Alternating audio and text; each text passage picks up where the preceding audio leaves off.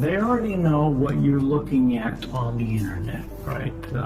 They already know where your phone is moving. Now they know what your heart rate is, your pulse is.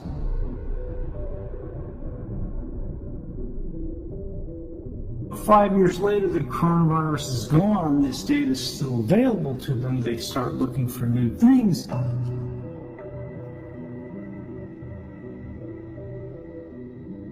Whenever there is a crisis,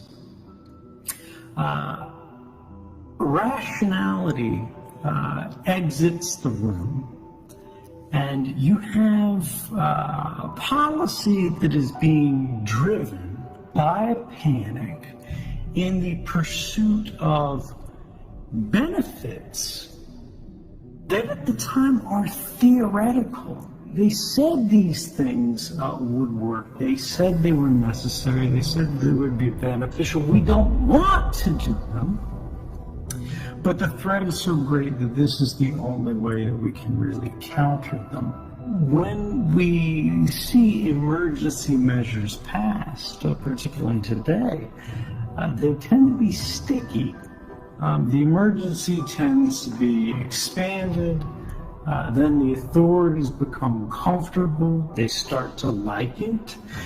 And the original emergency passes. Coronavirus is gone, is no longer a big thing. They find new applications, new uses for this new power they gained. And they went, well, maybe we don't need to give this up. Maybe we can pass a new law that makes this permanent authority. And we've seen this happen in country after country. It's not a local, domestic issue.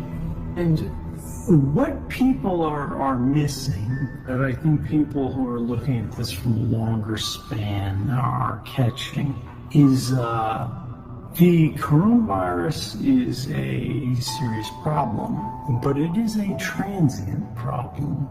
We will eventually have the vaccine, or even if we don't, we will eventually have herd immunity. In 2 years, this problem will be gone. But the consequences of the decision that we make now are permanent. What we have is a transition from government that's looking at us from the outside in mass surveillance. They used to be looking at your phone, right, and they wanted to know what you were clicking on, right? They want to know what you were reading, what you were buying, this kind of associated information.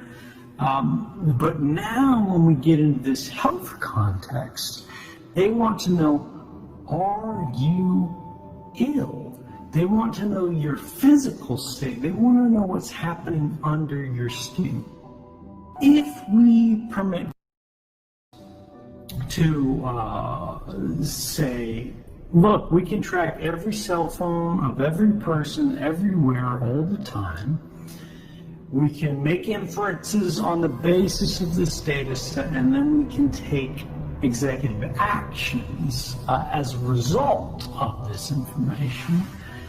What keeps them from going, well, we're worried about health. We're worried about public health. We're worried about protecting people. The primary symptom of the coronavirus is a fever, right? This develops before the cough and persists throughout the course of the virus. It's your immune system fighting it off. We're going to send an order to every fitness tracker that can get something like pulse or heart rate. And we're going to start demanding access to this kind of activity. And now we're going to go, well, these people have elevated pulses. And now, 5 years later, the coronavirus is gone. This data is still available to them. They start looking for new things. They already know what you're looking at on the internet, right? They already know where your phone is moving. Now they know what your heart rate is, your pulse is. What happens when they start to intermix these and apply artificial intelligence to it? And Harari asks, if you have this bracelet that tracks your temperature and your pulse, and they know you're watching video, or you're just watching a speech from and they see you get angry, right? Because emotions really are biological processes. These are products that have measurable states associated with them by sensors. And they go, well, this person doesn't like what's being said. And it's one thing if an advertiser does this, it's still chilling, it's still dangerous, or a bank does it, or it happens in a job interview. But what happens when you have built, over the course of a generation, the architecture of... We are moving closer and closer to that world every day that we let panic motivate our decisions rather than rational reflection regarding inevitable consequences about this narrowing of our rights. We're not being asked for security or privacy. In a free and open society, the thing is, we're supposed to say, we need both. And this is derived from the protection of rights. If we begin destroying rights, sacrificing rights in order to improve things, we're actually making things worse.